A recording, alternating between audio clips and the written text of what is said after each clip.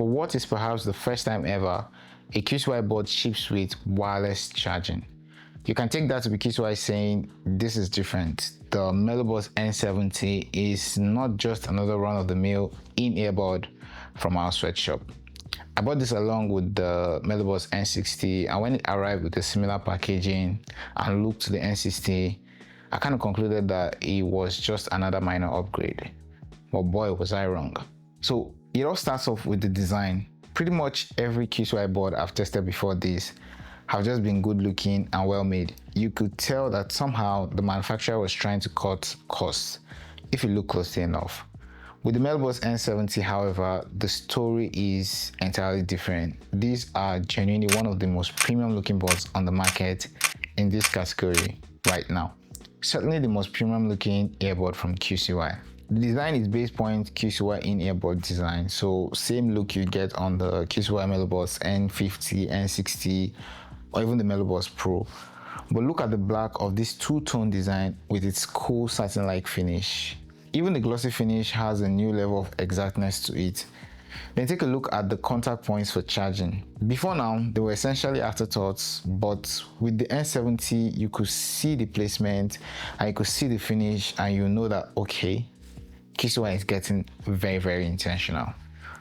In hand, they feel very premium too. The form factor for these boards is now more compact, not as chunky as you get on the N60, even though both boards still weigh the same 5.3 grams. Nowhere is the overhaul in design more apparent than on the carry case. Never thought I'd see a QCY carry case that was this smooth in my lifetime. It's approaching and probably matching Soundcore levels of good. Again, they've applied the satin finish to the case, and this matte silver stripe running around just accentuates the premium feel even better. And I mentioned that these have wireless charging. Yeah, I did, but more on that later. You can tell that QCY really went to town with the N70 because for the first time, you get QCY branding on both the boards and the carry case. I actually hate brand lettering on my boards, but no way was QCY staying ambiguous with who made this board this time because it was really that good. So I'll probably just give them a pass this time. Fit and comfortability. Given the refresh form factor, I couldn't wait to try this on. The good news is they fit even more securely than your typical QCY board. Here's me using them at home while sitting down. I didn't have to tuck them in every other hour or so when I had them on for prolonged periods, which is something in my experience on QCY boards like the Melobuds N50. Later on, I was out in the park and you can see I have them on while I was walking. No issues, they stay put. Even though the form factor for these boards seem trimmed down, at least compared to something like the Melobuds N50 or one more Q21, they still feel full in ear. Certainly not as comfortable as the Soundcore Liberty 5 or any of the open earbuds I've tested so far. You'd expect that feeling of fullness to translate to overt ear fatigue over time, and that's exactly what happened. If you have these on for anything above 3 hours, you're going to get ear fatigue or some form of it at the very least. The N70 is packing as far as it concerns its features. So you're getting high-res LDAC audio, active noise cancellation, IPX5 rating, touch controls, wireless charging, proximity sensing, Bluetooth 6.0 and fast pair technology. The inclusion of wireless charging pretty much makes this the most featureful in-ear buds at this price point, above boards like the Soundcore Liberty 5 or Halu's More Pro. But which of these features actually improve the user experience of the N70 and make them better off than the last two options, for instance? Let's start with fast pair technology. Wasn't really offered on previous gen QCY boards like the QCY N50, so it's refreshing to see it here. What it does is it allows the boards to contextually pair to nearby devices with intuitive prompts. It just makes using these boards all the more smoother. Here's the boards close to my Pixel 9 Pro, and automatically there's a prompt asking me to connect for the first time because they're close by. Afterwards, I can seamlessly connect to any of my other Android devices with one touch, provided they're on the same Google account. Support for LDAC audio means these boards are capable of streaming audio with high bit rates up to 990 kilobytes per second for even better audio quality. The impact of this is very apparent in how these boards perform sound-wise, but more on that later. Both proximity sensing and touch controls are what you'd expect on a board at this price point, and they work flawlessly. Proximity sensing means the boards can detect when they are in ear or not, and appropriately pause or resume playback. Touch controls on the N70, as it is for most QCY boards, is simple and intuitive. More importantly, it works 99% of the time. Because these boards are rated IPX5, it means they can handle some light exposure to water. So sweat, light rainfall, maybe an accidental splash, very much covered. Here's me spritzing them down continuously for a minute or so, clean them up, and they were good for use immediately after. Active noise cancellation. The N70 is rated to effectively handle noises in the -56 dB range. This means this board should be able to suppress most of the noise you'd encounter in common listening environments you find yourself in with them on. So a busy marketplace, busy outdoor settings, a noisy room, that kind of stuff. Here's me with them on in my relatively noisy living room thanks to my TV. I can barely hear any of the audio out of the TV, even with the volume up to 70%. When it goes above 70%, some of it does leak through.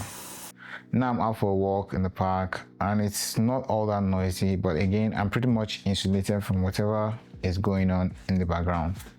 This is with ANC settings set to adaptive, but you can set this to transparent, which allows some of the background noise in, so you're contextually aware of your surroundings. So I'm out again with the Melobuds N70, and it's time to do a quick mic test. So mic test 1 2 1 2 3 4 5 6 7 8 A B C D E F G H whatever however.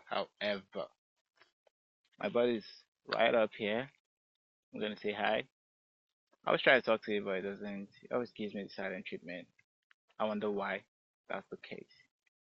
Anyways, QCY boards usually have okay, sometimes very good mics, so I'm expecting a lot because this is, for now, the top tier QCY board available on the market. What do you guys think? How do these boards sound in terms of their mic quality? There's a bit of some background wind going on and about, not so much of background noise, so it's very hard to tell how or if they're able to separate your voice from a noisy environment. But still, what do you guys think when you hear this? I suspect it will be very good. Like I said, this is QCY's top tier board in the time being.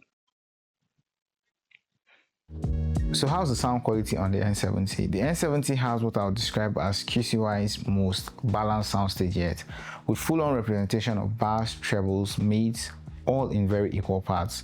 It's refreshing to experience because somehow they managed to upstage the bass on its immediate predecessor, the N60, and I had a feeling that would extend to the N70. Thankfully they didn't. Not that the N60 is the bass sounding board anyway. This is also QCY's board with the highest quality in detail. The bars are super deep and punchy. You can literally hear the mids piercing through the bars with pristine crispness, and trebles just come off extraordinarily precise. You can feel the notes hit exactly how the artist intended to deliver them. Here's me listening to Bad Romance, and what these boards do with the vocals is just ethereal.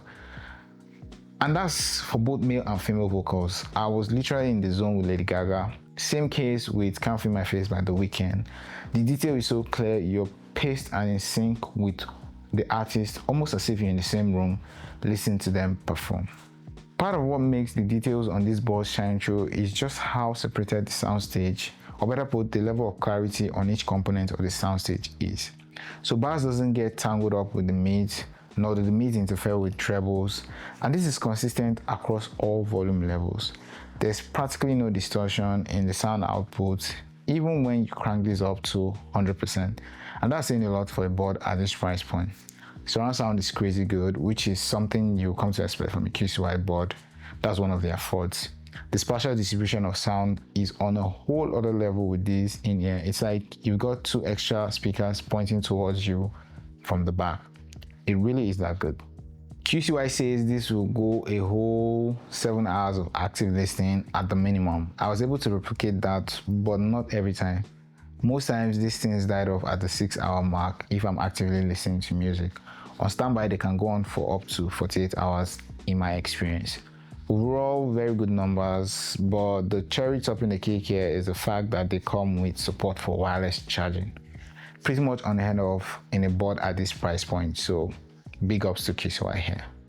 So to sum it up, what's good? Premium design, great sound quality, decent battery life, wireless charging on board, great price. What's bad? Not too comfortable.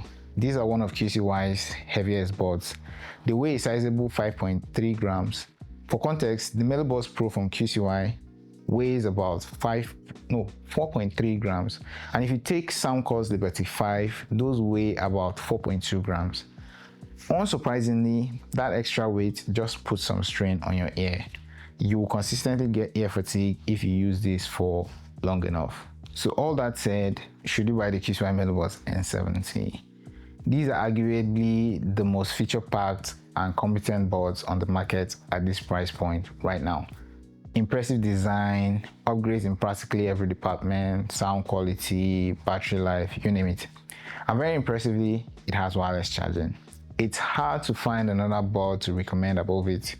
Maybe the Soundcore Liberty 5, but I prefer the soundstage on these compared to those.